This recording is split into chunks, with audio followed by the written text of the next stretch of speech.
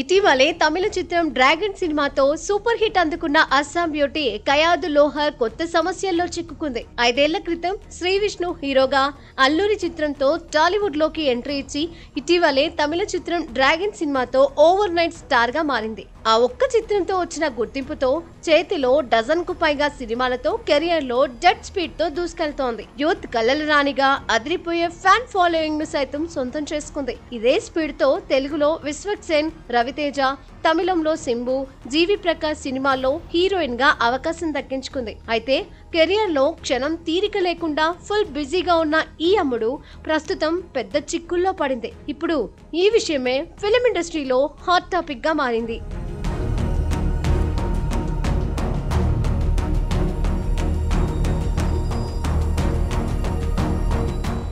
Recent గా తమిళనాడులో బయటపడి సంచలనం సృష్టిస్తున్న తమిళనాడు టాస్మాక్ లిక్కర్ స్కామ్ లో కయాదు లోహర్ కు ప్రమేయం ఉన్నట్లు అధికారులు గుర్తించినట్లు సోషల్ మీడియాలో వార్తలు వస్తున్నాయి. ఈ లిక్కర్ కుంభకోణంలో భాగంగా నిర్వహించిన ఈడీ రైడ్స్ లో పట్టుబడిన నిందితులు ఏర్పాటు చేసిన మై ప్రొఫైల్ నైట్ పార్టీలో కయాదు పాల్గొందని ఇండస్ట్రీలో గుసగుసలు వినిపిస్తున్నాయి. అయితే పార్టీలో పాల్గొన్నందుకు గాను 35 లక్షల రూపాయలను కయాదు వసూలు చేసుకున్నట్లు సోషల్ మీడియాలో ఓ న్యూస్ విపరీతంగా వైరల్ అవుతోంది. ఇదిలా ఉండగా తనపై వస్తున్న వార్తలపై సదరు నటి కయాదు లోహర్ తీవ్ర ఆగ్రహం వ్యక్తం చేసినట్లు సమాచారం. ఇదంతా ఫేక్ న్యూస్ అని, అనవసరంగా తనను ఈ వివాదంలోకి తీసుకొస్తున్నారని కయాదు ఆవేదన వ్యక్తం చేస్తున్నట్లు ఇండస్ట్రీలో టాక్ నడుస్తోంది. ఇందులో నిజమెంతున్నా ఇంత రాద్ధాంతం జరుగుతున్నప్పటికీ హీరోయిన్ కయాదు లోహర్ మాత్రం అఫీషియల్ గా ఈ విషయంపై స్పందించకపోవడం గమనార్హం.